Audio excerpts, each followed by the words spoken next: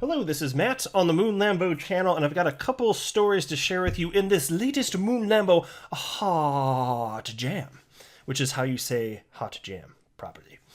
We'll start with this one from Ripple vs. SEC. XRP investors' class action lawsuit is of great importance, and this highlights comments that were made in a video from my fellow XRP YouTuber Crypto Eddie.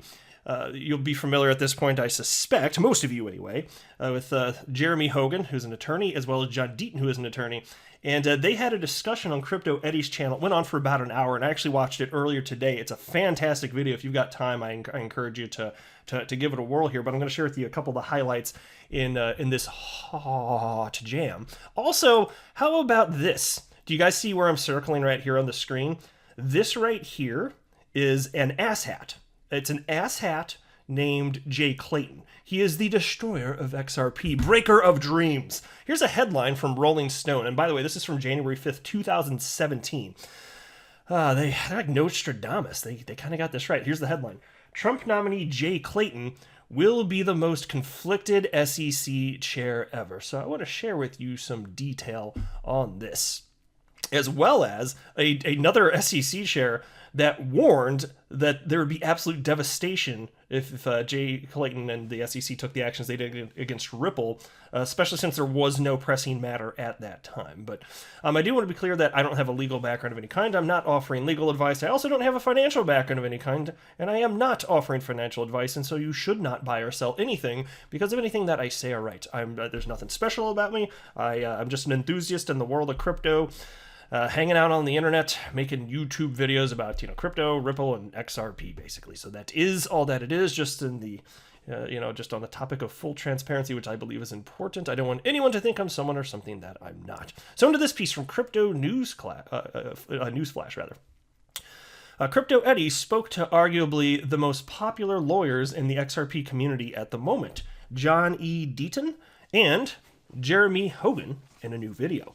The latter is known for regularly sharing updates on the current state of the SEC's lawsuit against Ripple on YouTube, while Deaton is the XRP community's lawyer and is seeking a class action lawsuit against the SEC. And so undoubtedly both of them are tremendously valuable members of the XRP community, which is why on my channel I continue to prop them up to the extent I have the ability to do so. Anybody that's contributing to the XRP community in meaningful ways, I always want to highlight them and make sure credit is given where indeed it is due. Anyway, Deaton reported yesterday that 2,700 XRP hodlers have already signed the letter of intent to join the lawsuit against the United States Securities and Exchange Commission.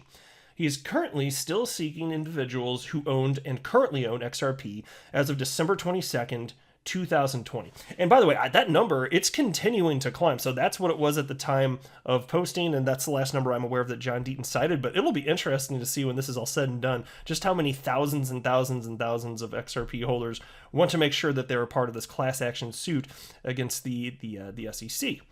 And then the piece continues. Basically, all XRP holders worldwide can participate in the lawsuit. In the interview with Crypto Eddie, Deaton revealed on the current progress of his efforts, and here's a quote.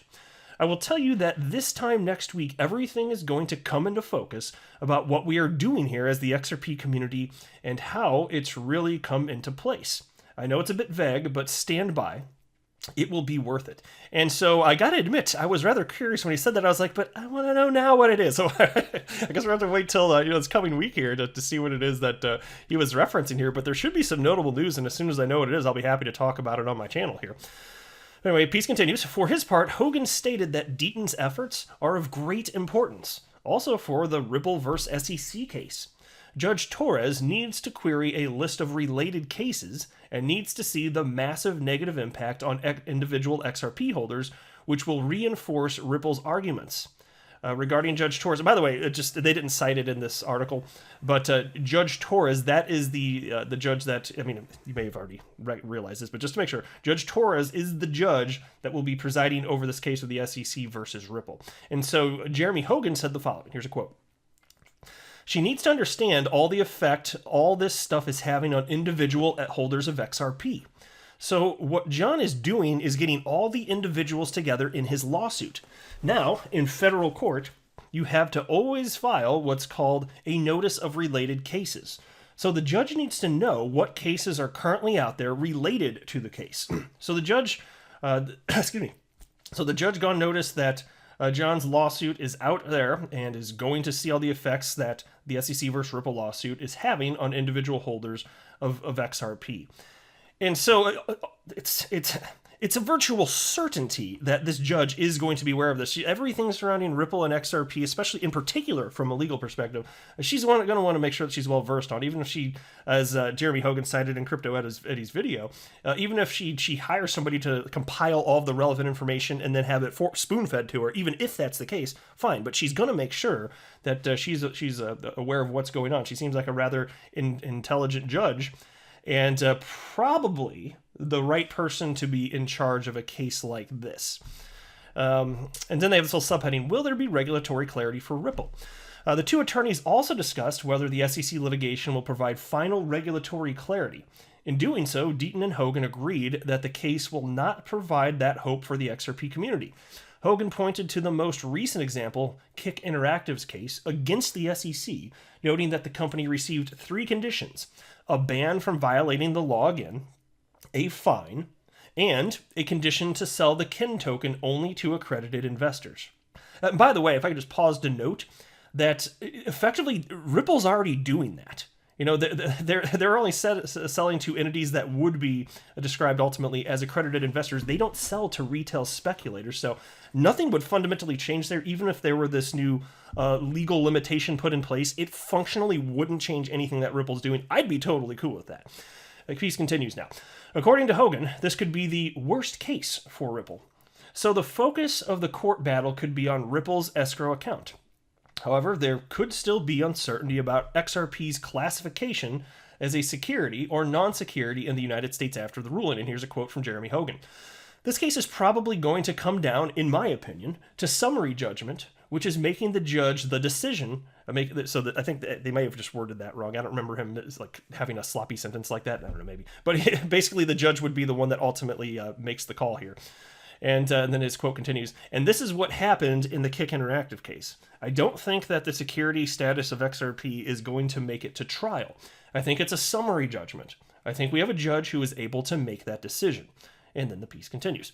Deaton added that the classification of XRP is ultimately the job of the U.S. Congress. There will be no decision from the court, as there was in the UK, where the Financial Conduct Authority declared 3 types of tokens and classified XRP as a hybrid between a utility and exchange token. Excuse me, guys. I'm going to take some water. Sorry about that.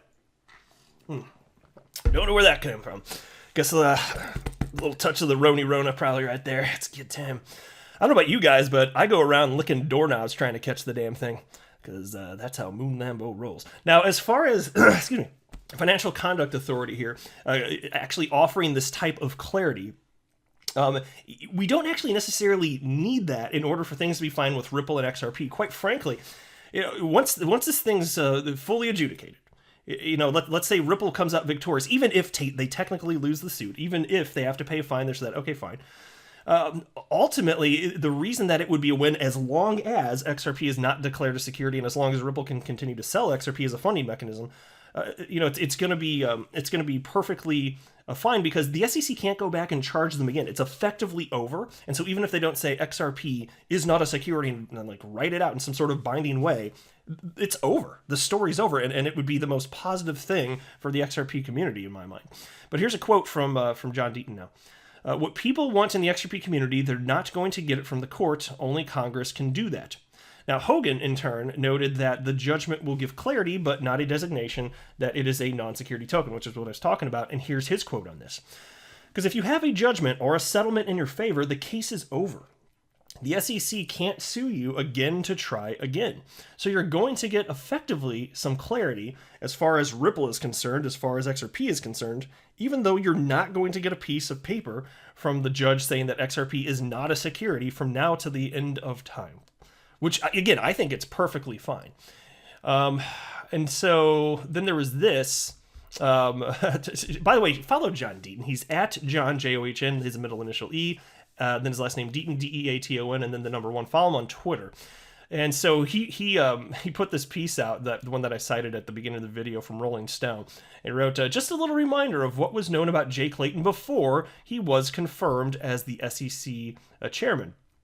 Clayton and William Hinman stated publicly that Bitcoin and Ethereum were not securities in 2018, but refused to comment on other digital assets, especially XRP. A researcher should look into conflicts existing between these two, their law firms and or clients, and Bitcoin and ETH. And no doubt people in the XRP community are doing just that. And so I just want to at least briefly mention this. And so this is the story about the asshat, again titled, Trump nominee Jay Clayton. I'm just going to fix that. Trump nominee asshat will be the most conflicted SEC chair ever.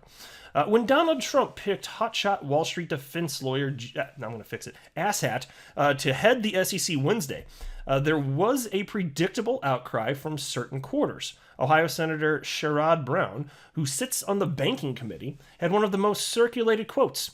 "It's hard to see," Brown said, "how an attorney who's spent his career helping Wall Street beat the rap will keep President-elect Trump's promise to stop big banks and hedge funds from getting away with murder." Most of the consternation over Clayton's appointment has to do with his own background as a longtime defender of big banks. He's been involved in some infamously shadowy episodes in the post-crisis era, with two in particular standing out. He represented Goldman Sachs when the firm received a $5 billion capital infusion from Warren Buffett during the September 2008 meltdown. He also represented Barclays during its malodorous acquisition of the assets of Lehman Brothers, an episode one lawyer described to me years ago as, quote, the greatest bank robbery you've never heard of. That Clayton has been a devoted legal slave to the usual Wall Street monsters over the years is obviously concerning, though not terribly unusual. What makes this situation somewhat unique is the fact that this incoming SEC chief is also married to a broker at Goldman Sachs. Well, how about that? And see, this goes back to why attorney John Deaton was speculating, because just the idea that XRP today is a security is so outrageous. Like, all you could sit there and do is speculate. And that's why John Deaton has speculated that it might perhaps have something to do with this, his own personal incentives. And so I don't know if there's any validity to that. And John Deaton will say the same. Like, he doesn't know for sure, but that's why it, by definition, is speculation. But anyway, his wife, Gretchen, is a wealth management advisor. This means that a significant portion of Clayton's family income, while in office, will presumably be coming from a company he is charged with policing. This is both far less common and a much bigger problem than you'd think. As one former congressional aide put it to me today, Clayton will be the most financially conflicted SEC chairman in history. And so as far as what he did with the XRP here, in charging Ripple, the SEC charging Ripple as having sold XRP as an unregistered security, it's nonsense. And Jay Clayton was warned. I'm sorry, I said it wrong. Asshat was warned that this would be highly destructive. And so here's a headline from The Block. This is from December 23rd, 2020. Former SEC commissioner says Ripple lawsuit will cause multi-billion-dollar losses to innocent third parties. Well, ain't that a Nostradamus-style prediction? It came true, did it not? The price of XRP has been in a tailspin since news broke that the Securities and Exchange Commission would sue Ripple for conducting an initial coin offering of the digital asset. Although I'm not aware, I read the whole thing. I don't recall them actually calling it an initial coin offering. So I believe that is incorrect, that part of the piece here. But it's kind of funny, and even just reading that first sentence, the SEC is effectively blaming cryptocurrency exchanges for the price crash. But here right now, one day after this, it was already in the news. Like, you can go back and look at the charts. XRP was already crashing because of what the SEC did. It just got worse.